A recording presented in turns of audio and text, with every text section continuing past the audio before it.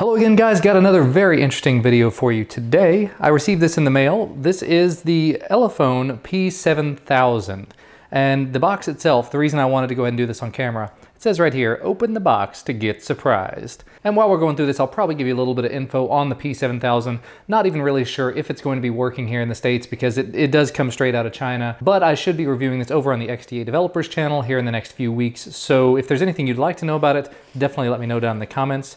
But there you go. I guess this is our surprise. So as you can see here on the right, we have the phone itself, but this is the surprise that comes in the package. It actually has Elephone branding on it. It has the Mohs 9H tempered glass screen protector. Now I normally don't end up using screen protectors or usually even cases on the devices that I use, but given that this came along with it, I might end up giving it a shot. Moving on down throughout the package though, you can see we have another screen protector. This is a flimsy plastic one. This is the traditional one you would expect to find. Given that this one I think is more of a press review type unit. I don't know if the final version will end up coming with this 9 hardness glass one, but still very nice to have that as an option.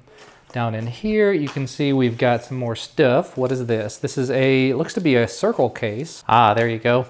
So it's got some styrofoam in there we can throw away, but this will clip over the back of the device and then cover it. And I would assume that there's probably a magnet either in here or on this side that will help wake the device up or let it know that it's in that circle case mode. So there should be some sort of a special thing to that. Then in here in the middle of the package, this is probably where all the cabling is. In here we've got the wall wart. Unfortunately, again, this one's going to be a European edition, so it's not going to work here. And it does say it outputs 5 volts at 1 amp, so I've got plenty of things that do that. And then we've also got a very, very slim, very petite micro USB cable. I would normally go ahead and say, and then we've got the phone, but we've also in here underneath the phone got the quick start guide, so you can take a look at that as well if that's something that you're into. I'm not probably going to be spending a lot of time with that.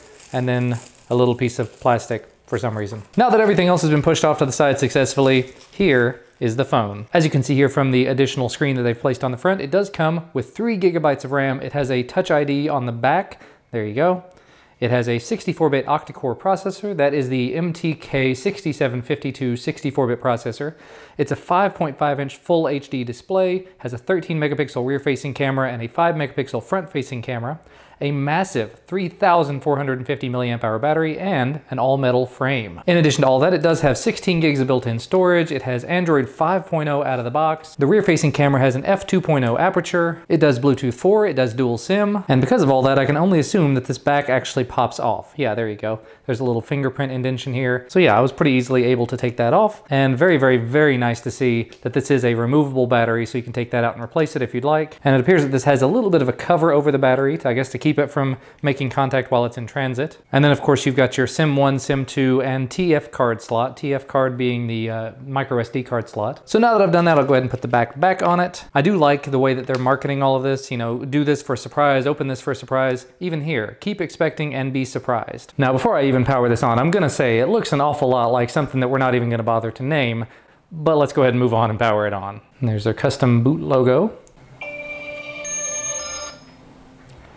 They had a little boot sound there, but you didn't even really get to hear the boot sound because it started up decently fast. Probably started up within 15 to 20 seconds if I had to cut out some of that. But now we're running through the initial Android optimizations. Again, this is running Lollipop version 5.0, and hopefully we'll continue to see it updated. Maybe it'll receive a 5.1 upgrade. Realistically, I'm just standing here hoping that this is going to work with the US LTE frequencies, but I'm not holding out a lot of hope. All right, and just about a minute later, we are done. We're up and ready to go.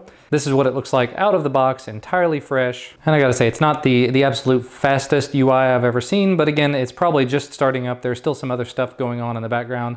It was figuring out that there's no SIM card plugged into it. But there you go, we're in the About phone now. It does say Android version 5.0. Model number is Elephone P7000.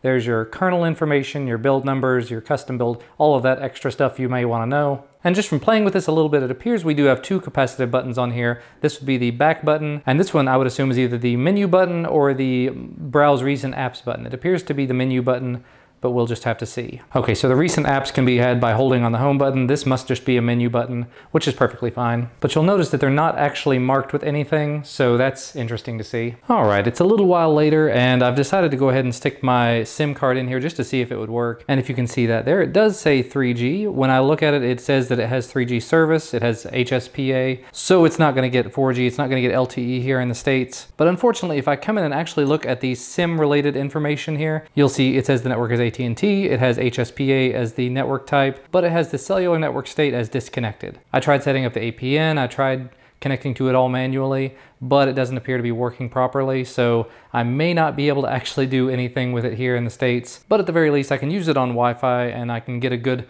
thorough experience with it that way. But I just wanted to see what it would do when I stuck a SIM in it. And the funny thing is, when you look at it at certain angles, you can tell it actually already has another screen protector on it as well. So it came with a screen protector in the package, it also came with a glass screen protector in the package, and it has one that's already on the device. So they thoroughly want to protect this screen. And while we're here, I thought I would take a second and we'll take a look at this circle case just to see what it actually does. So there you go, that's what happens when you clip it in, and then we'll close it.